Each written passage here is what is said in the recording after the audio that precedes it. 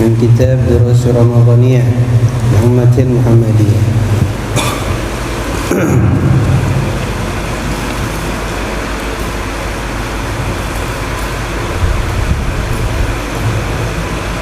Alhamdulillah, kita masuk pada hari ke-8 ya, pada bulan Ramadan. Baik,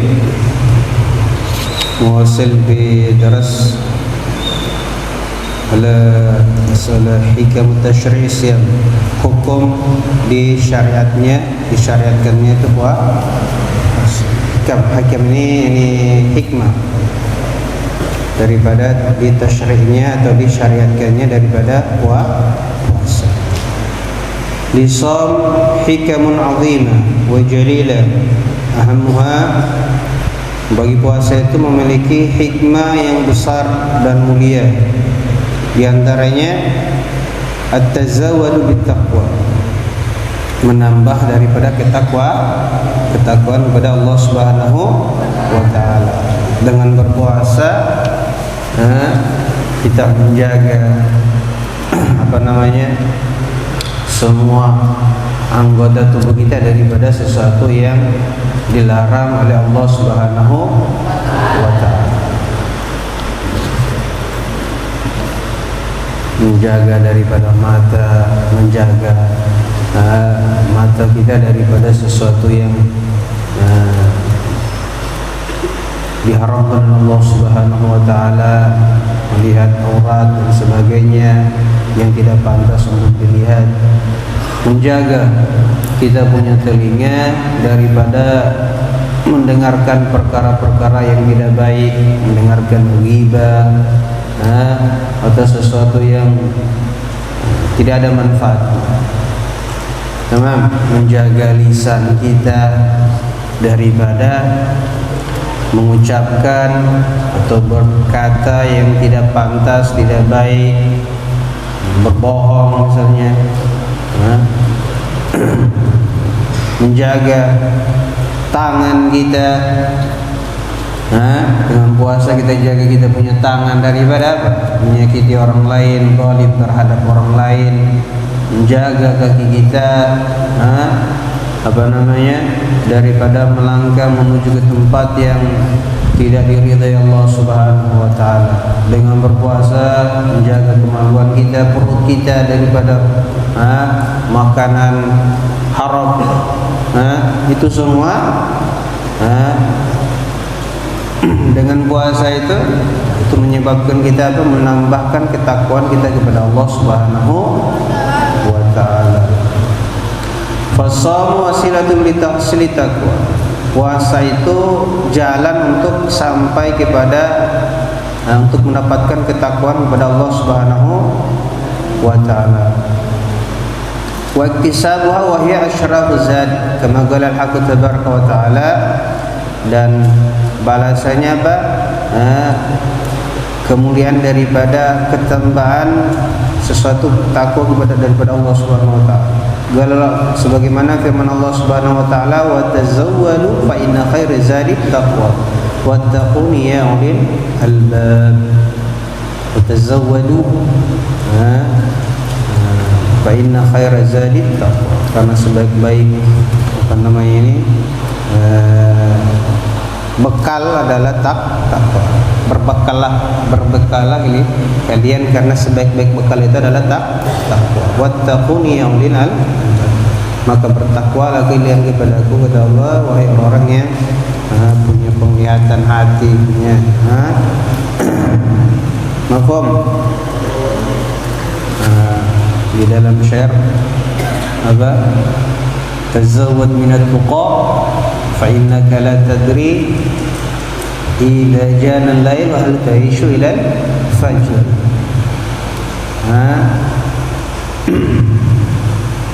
Berbekalah kalian dalam ketakwaan, karena kalian tidak akan tahu kalian akan hidup sampai pagi.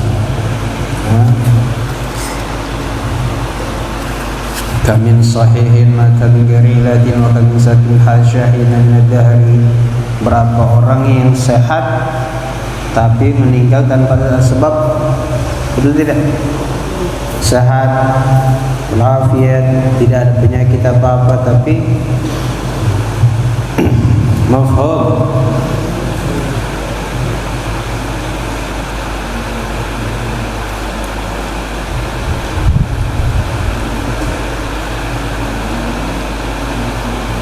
Wa furidu siyam li tahsiliha bi awsa'i ma'aniha al-madhkura fi ayyi dzikril hakim.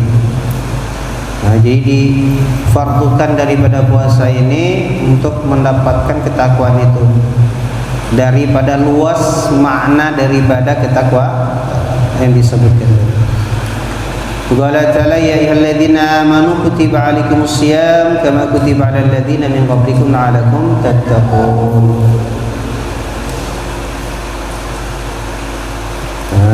Sebagaimana firman Allah Subhanahu wa taala, wahai orang-orang yang beriman, alladzina amanu kutiba 'alaikumus syiyam, kutiba diwajibkan atas kalian berpuasa. Sebagaimana telah pembahasan yang sebelumnya bahwa puasa yang pertama yang dilakukan oleh kaum muslimin puasa apa? Asyur. Nah, kemudian turunlah perintah Allah Subhanahu wa taala daripada ayat ini, Al-Baqarah ayat 183. Nah, ya ayyuhalladzina amanu kutiba 'alaikumus syiyam kama kutiba 'alal ladzina min qablikum la'allakum tattaqun. Agar supaya kalian menjadi orang yang bertakwa. Jadi orang zaman dulu yang sudah pernah dijelaskan bahwa orang zaman atau kaum yang sebelum Nabi Muhammad SAW itu berpuasa juga, berpuasa. Tetapi puasa mereka tidak seperti puasanya kita, tentunya.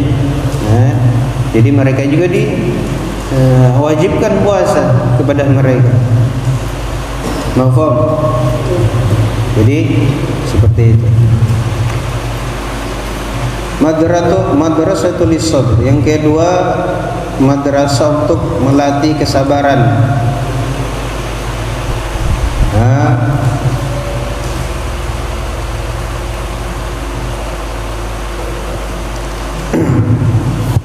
Madrasah untuk apa? Melatih kesabaran. Sabar di dalam apa?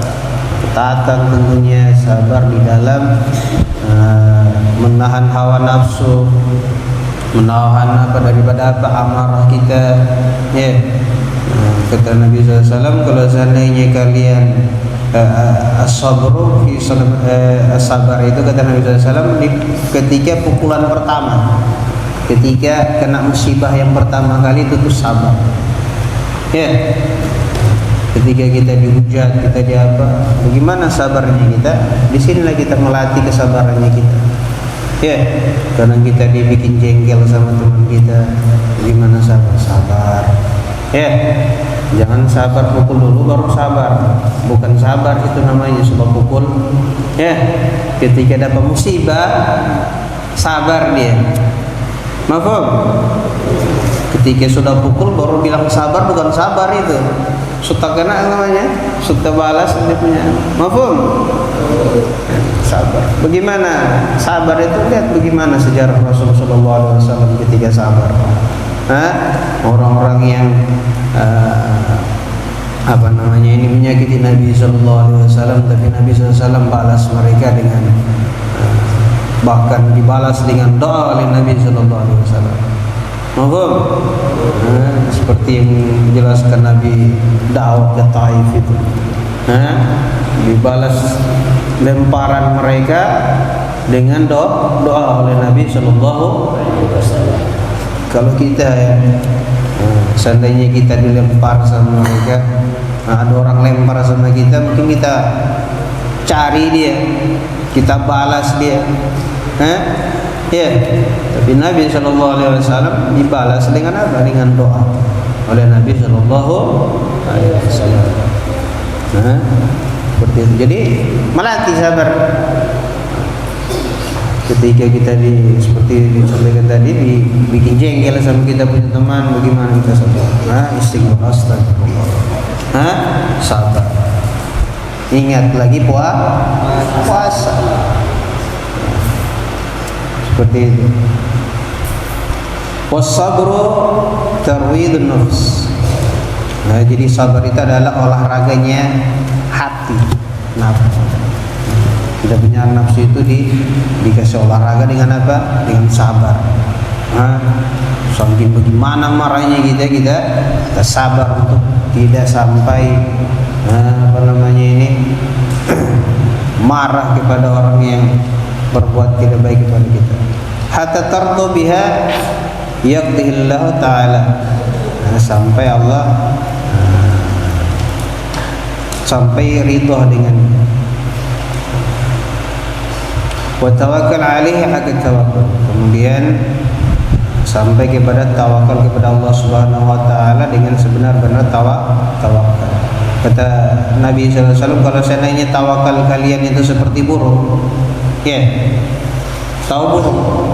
Burung itu pergi dalam keadaan lapar, pagi dalam keadaan lapar, sore dalam keadaan kenyang. Kalau tawakal kalian seperti itu, kata Nabi SAW, Masya Allah, hak tawakal. Cuman kan tawakal kita kan beda. Tawakal panas-panas gimana? Tawakal saya tawakal. Tapi tawakal itu seperti burung dia pergi dalam keadaan lapar, tapi tawakalnya kepada Allah Subhanahu wa taala sangat tinggi, sehingga balik dalam keadaan kenyang. Tawakal cari makan. Jangan orang bilang tawakal kemudian tidak ada bikin sesuatu. Tawakal tapi bikin sesuatu. Orang ingin cari dunia, cari uang misalnya, harus dengan apa? Bekerja dan tawakal. Orang mencari kerja, mencari fulus, mencari uang, tentu dengan harus tawakal dan usaha. Jangan tawakal aja, berharap uang itu jatuh dari langit, tidak mungkin. Atau bangun tidur lihat di bawah bantal ada uang begitu, kayak cerita tadi pagi itu. Kan mustahil itu. Tentu harus bekerja, bertawakal. Orang yang baru mau bekerja, cari pekerjaan, cari dulu, usaha dulu, kemudian tawakal. Ada orang yang dia kasih biar dia punya kendaraan,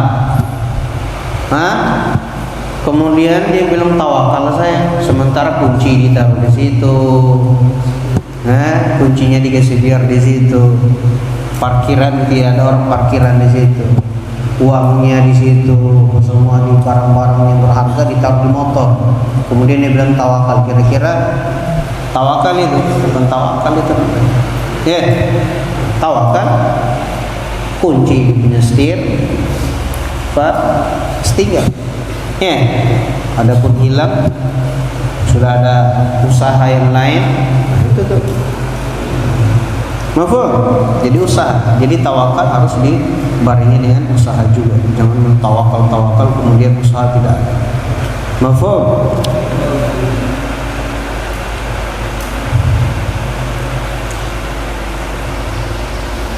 Wa qad warada fil hadits alladhi rawahu Salman, dan telah diriwayatkan dalam sebuah hadis yang telah diriwayatkan oleh seorang sahabat namanya Salman, wa huwa syahrus sabr was sabru thawabuhul jannah. Jadi puasa itu adalah bulannya sabar, dan sabar itu pahalanya surga. Salah satu daripada alamat penghuni surga itu sabar. Mau masuk surga tidak? Mau atau tidak? Sabar. Betul? Sabar di dalam ketaatan kepada Allah, sabar dalam meninggalkan daripada perkara yang tidak diridhai Allah Subhanahu wa taala.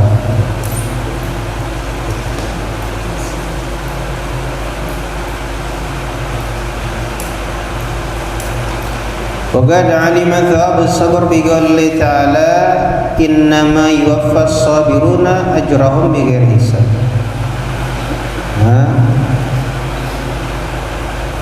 Sesungguhnya orang yang sabar itu pahala mereka tanpa ada hisab. Iltizamu syukur lil mun'im.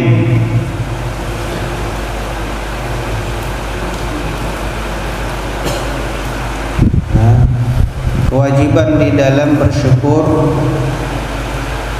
kepada yang memberi nikmat, yakni asyukru sarfun ni'matu fi ma khuliqat lahu.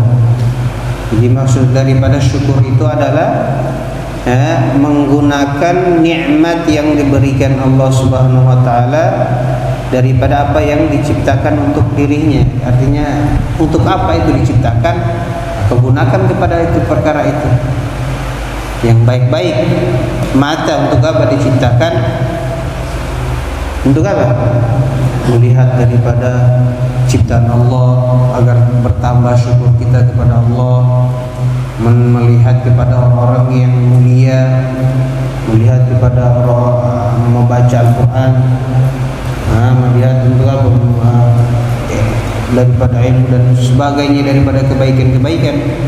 Bukan sebaliknya, telinga buat apa diciptakan? Untuk mendengarkan apa? Yang baik-baik, nasihat-nasihat, hikmah, atau kalam daripada Allah Subhanahu wa taala, kalam daripada Rasul sallallahu alaihi wasallam, kalam daripada ulama orang saleh untuk bisa mendapatkan kita manfaat darinya. Bukan sebaiknya mendengarkan musik-musik yang tiada manfaat. Kalau mungkin mendengarkan salawat masih mending, mending salawat sampai dihafal. Ini mendengarkan apa? Musik-musik yang tiada manfaat, bahkan musik yang menyebabkan dia tambah jauh daripada Allah Subhanahu wa taala. Musik yang mengarahkan dia kepada permusuhan kepada orang lain. Ada tidak? Ada. Musik-musik yang maknanya seperti itu, misalnya itu seperti itu. Itu mulut diciptakan untuk apa? Apakah mulut itu kau gunakan bersyukurnya itu untuk apa? Bagi orang? Tidak. Diciptakan itu untuk apa? Untuk mengucapkan kata-kata yang baik. Bukan mengucapkan kata-kata yang tidak baik. Itu tuh namanya syukur. Jadi menggunakan sesuatu nikmat yang Allah berikan kepada tempatnya. Kaki, tangan dan sebagainya. Untuk apa diciptakan semua itu? Untuk kepada sesuatu yang memang pantas ketika diciptakannya itu digunakan seperti itu. Tempat menuju ke tempat ibadah, tempat yang baik yang diridhai Allah Subhanahu wa taala. Itu baru namanya syukur. Tapi kalau syukur itu digunakan kepada bukan tempatnya, bukan syukur namanya. Mafhum? Kan kufur terhadap nikmat. Kufur terhadap nikmat Allah Subhanahu wa taala.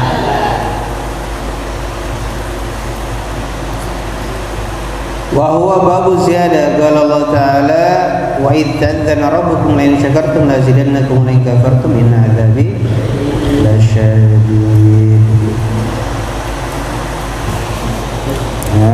Jika kalian bersyukur kata Allah Subhanahu wa taala, kami tambah.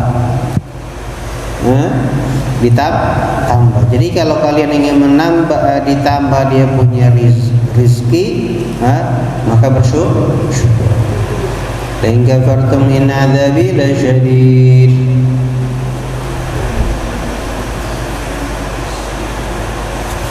Mafhum? Wa la ta'awli tukmil 'iddata wa litukabbiru Allah 'ala ma hadakum wa la'allakum tashkurun. Yang keempat, tazkiyatul akhlak. Memperbaiki akhlak. Wa biha tatahaqqaqul taqwa. Dan dengan akhlak tadi tentu akan lebih tercapai daripada ketakwaan itu tentunya dengan akhlak yang baik, tazkiyah.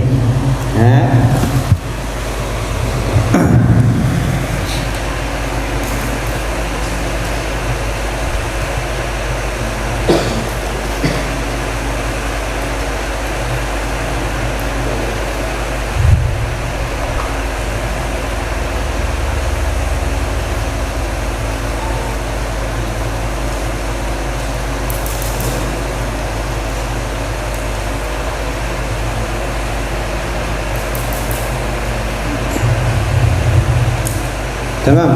Jadi dengan dengan akhlak yang baik, maka itu akan lebih lagi menambah kepada ketakwaan. Tentu dengan bagaimana kita belajar daripada akhlaknya Nabi Shallallahu Alaihi Wasallam. Ya. Innama bu'itsu liutammima makarimal. Sesungguhnya aku diutus untuk menyempurnakan akhlak. Ya, ketika ada seorang di dalam suatu majelis, ada orang yang menarik daripada sorbannya Nabi Sallallahu Alaihi Wasallam, ditarik sorban. Ya.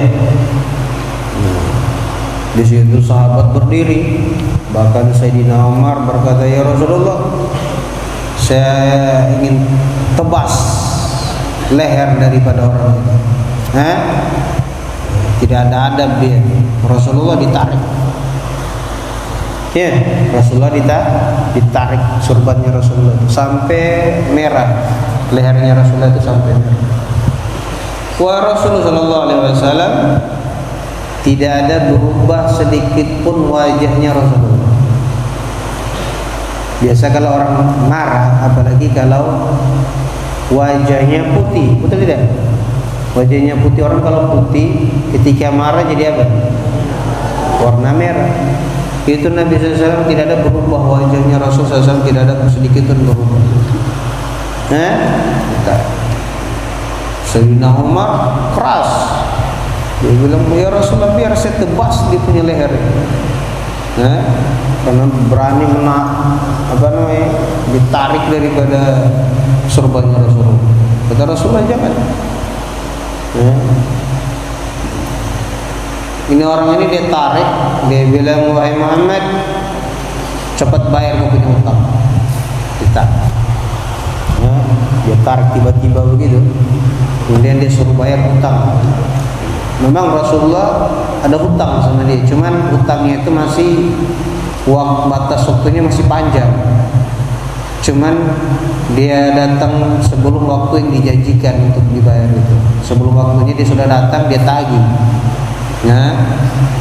Sampai Sayyidina Umar marah seperti itu. Kata Rasulullah, biar saya ada hutang sama dia, bayar saya punya hutang sama dia. Kemudian kau tambah karena kau kasih takut dia.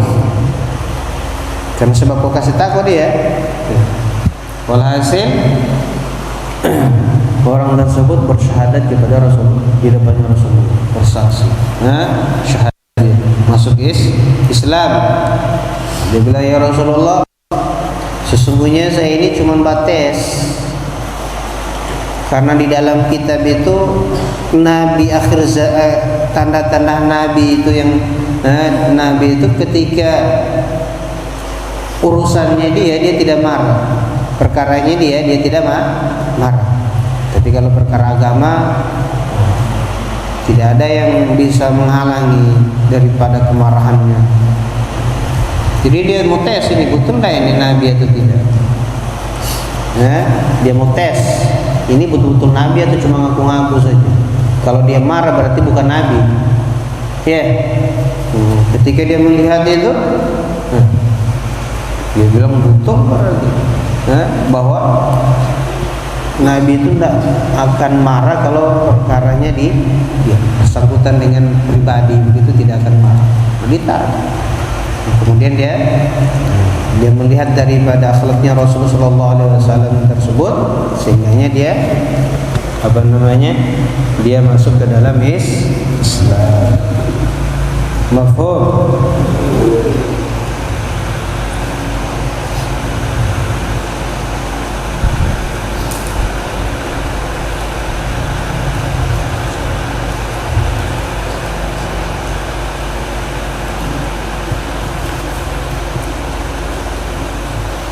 Bahkan pernah Rasulullah SAW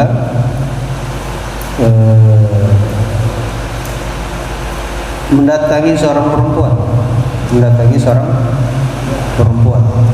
Nah, perempuan ini setiap Nabi SAW jalan di satu lorong, dia taburi duri. Ya, duri. Kalau di sini duri itu, bilang duri jahanam. Begitu, duri di sana itu. Ya, kalau di Hadramaut duri begitu. Ya, ditaruh di situ. Kadang Nabi lewat, dia ludahi perempuan itu. Dia ludahi Nabi SAW. Kemudian dia bilang, ini tukang sihir, ini begini. Nah, ketika Nabi SAW lewat di satu lorong situ, dia tidak didapat ini perempuan. Kemana ini perempuan biasanya yang bahambur duri di sini, yang biasa baludahi saya, yang biasa katai saya, di mana? Dia tanya, mana ini fulana? Oh, sakit. Sakit. Maka Nabi SAW datangi perempuan tadi. Kemudian apa? Dia jenguk sama Nabi SAW. Orang bahkan yang pertama jenguk adalah orang yang dia jahat, yang dia bilang begini dia taruh. Orang yang bertanya sama jenguk adalah Rasulullah yang dia caci maki tiap hari. Jadi kita seperti begitu. Itu apa namanya, puasa itu seperti itu. Melatih kita untuk bisa merubah kita punya akhlak. Biasanya tukang marah, sabar saja. Ya, kalaupun marah karena Allah Subhanahu wa Ta'ala. Mafhum? Guru-guru kita, orang saleh pun begitu. Ketika mereka dijati, mereka tidak ada pun sedikit dendam kepada orang lain. Bahkan ada seorang habib itu di mana ini, di Hadramaut itu, dia biasa ada bikin ke tempat minuman di depan rumah itu, tempat minuman. Tetapi apa namanya ini, setiap didapati air tersebut kotor, ada kotoran hewan, jadi kotoran unta ditaruh di situ, bersih. Diisi air lagi, didapati lagi kotor lagi. Dia bilang, siapa ya? Maka dia bayar satu orang. Dia bilang, kau jaga malam-malam, nanti lihat siapa yang taruh itu. Dilihat, tahu besok bahwa yang kasih itu adalah anak dari pamannya, paham? Atau anak daripada sepupunya, jadi anak salah satu daripada keluarganya. Jadi yang batal itu. Walhasil apa? Dia bukan marah. Dia tidak marah. Kalau kita begitu, ada sepupu kita taruh, kita bikin kolam, setiap pagi kolam kita itu kotor, marah tidak? Kita kasih bersih, tiba-tiba ada kotoran, marah tidak? Marah. Kita mau bikin apa dia? Paling itu pilih rumah, marah-marah, angkat parang. Betul? Apalagi orang yang temperamen, langsung dicabut tuh parang di rumah, biar dia bersaudara. Tapi ini tidak. Apa yang dia buat? Dia suruh istrinya ambil pakaian anak-anaknya. Dia punya istri ada pakaian yang bagus, pakaiannya dia diambil. Kemudian dia datangi rumah tersebut. Dia silaturahim kepada orang tersebut yang jahatin dia. Dia minta maaf karena dia kurang perhatian sama saudaranya, sama anaknya. Walhasil besok harinya, ketika dikasih bersih, besok harinya dilihat, tidak ada lagi. Di tempat tadi yang dia siapkan tadi ternyata sudah tidak ada kotoran. So tobat dia punya apa? Dia punya saudara tadi, sepupunya dia tadi, atau anak daripada saudaranya tadi, tobat. Mafhum? Dikarenakan apa? Akhlak tadi. Mafhum ini? Jadi seperti itu. Jadi harus Ramadan ini harus merubah diri, menambahkan ketakwaan kita kepada Allah Subhanahu wa taala, ya, menambahkan kita untuk senantiasa bersabar, kemudian bersyukur terhadap nikmat Allah Subhanahu wa taala. Dengan puasa kita, oh begini tuh dah, rasanya orang itu tak makan sehari, ya kan? Banyak orang yang tidak makan satu hari itu, kadang dia tidak makan. Betul tidak? Nabi SAW saja 3 hari tidak makan. Ketika ada seorang sahabat mengeluh, ya Rasulullah lapar. Ketika di perang Khandaq, ketika di menggali parit, seorang sahabat ini mengeluh, mungkin dia lapar. Ya, dia kasih lihat DP batu di sini, dia ikat. Jadi sahabat itu kalau lapar diambil batu kemudian diikat, ditempel di perut. Mujarab begitu. Coba kalau kamu lapar, anak pondok yang tiada kiriman, ya, kalau lapar, nah, coba tempel tuh batu di perut. Tamam. Dikasih lihat sama Rasul SAW, ya, dia kasih lihat batu, dia tempel di perut. Nah, diangkat perutnya Rasul dari baju itu, kasih lihat 2 batu. Nah, dia cuma 1 batu, Rasulullah 2 batu. 3 hari tidak makan. Mafhum? Nah, itu Rasulullah. Jangan kita mau tes 3 hari tidak makan, ya. Nah, makanya kalau puasa wisal itu katanya haram. Puasa wisal itu haram. Tahu puasa wisal? Puasa wisal itu puasa yang tidak pakai makan apa-apa. Ya, haram itu. Hari ini puasa, besok mau puasa tapi malam tidak makan apa-apa. Wisal. Puasa wisal itu haram. Harus makan sesuatu meskipun sedikit, meskipun 1 kurma atau sedikit air, harus ada masuk ke dalam perut. Mafhum ini? Itu puasa wisal namanya. Puasa yang nyambung terus, tanpa makan, tanpa minum 2 hari. Misalnya dia mau puasa 2 hari itu tidak makan, nanti 2 hari baru makan. Jadi hari ini puasa, besok puasa, malam tidak makan apa-apa, itu haram. Ya, haram ya. Jadi harus makan meskipun hanya sedikit. Jadi puasa itu menambah kita bersyukur, untuk mengingat bahwa banyak orang yang yang tidak makan. Banyak orang yang kelaparan. Betul tidak? Kadang mungkin sehari dia itu cuma makan pagi, cari cari rezeki itu cuma dapat beberapa ribu untuk dia makan. Belum dia punya keluarga dan sebagainya, dia mau dia nafkahi. Mungkin kadang ada orang 1 hari itu cuma dapat 20.000. Ya, sementara kita sehari itu bisa makan pagi, siang, malam. Mereka cuma makan mungkin 1 kali. Ya, seperti itu. Jadi untuk menambah syukur kita, alhamdulillah. Jadi seperti itu. Menambah syukur kita kepada Allah Subhanahu wa taala. Kemudian untuk membaguskan daripada kita punya akhlak. Mungkin mudah-mudahan kita diberikan oleh Allah Subhanahu wa taala ditambahkan Allah Subhanahu wa taala takwa kepada Allah Subhanahu wa taala, dijadikan oleh Allah Subhanahu wa taala sebagai orang yang sabar, termasuk daripada hamba Allah yang senantiasa bersyukur. Karena di dalam firman Allah, wa qalilun min ibadiyah syukur, kata Allah, sedikit daripada hambaku yang bersyukur, kata Allah Subhanahu wa taala. Syukur tentunya dengan menempatkan sesuatu yang Allah Subhanahu wa taala ciptakan kepada tempat itu namanya syukur. Kemudian mudah-mudahan kita perbaiki kita punya akhlak kepada sesama, akhlak kepada orang yang lebih tua. Bagaimana kita berucap yang baik kepada orang yang lebih tua dari kita. Jangan mengucapkan sesuatu, cari bahasa yang baik, yang enak didengar, yang jangan sampai bahasa itu membuat dia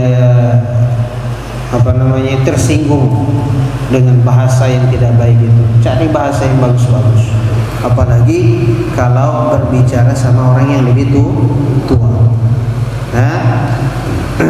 Apalagi sama orang tua, ya, sama orang tua, apa namanya, bahasanya bagaimana yang bagus yang enak didengar itu. La tarfa'u apa? Aswatakum fawqa sawti Nabi, ya. Jangan angkat suara kalian di atas daripada suaranya Nabi. Itu bukan kepada hanya Rasulullah saja, termasuk juga kepada orang yang lebih tua dari kita. Jangan angkat suara, ya, orang yang lebih tua, apalagi sama guru. Seperti itu. Itu akhlak itu seperti itu. Sayyidina Abu Bakar ketika mendengarkan ayat ini, beliau ketika berbicara sama Rasulullah itu kayak berbisik, takut. Karena di ayat itu nanti Allah ancam nanti pahala kalian itu hilang, amal kalian hilang dikarenakan itu. Faham ini? Makanya saking takutnya dibicara sama Rasulullah itu sama kayak babisik. Orang babisik bagaimana coba kalau bercerita? Sehingga dia bilang kasih kuat. Faham ini? Jadi begitu pula ketika berbicara dengan orang tua, jangan mengangkat suara kepada orang tua. Mafhum kalam. Mudah-mudahan kita diberikan ketakwaan Allah Subhanahu wa taala daripada di bulan Ramadan ini. Mudah-mudahan kebaikan-kebaikan diberikan Allah Subhanahu wa taala. Rabbana taqabbal minna innaka antas samiul alim wa tub 'alaina innaka antat tawwabur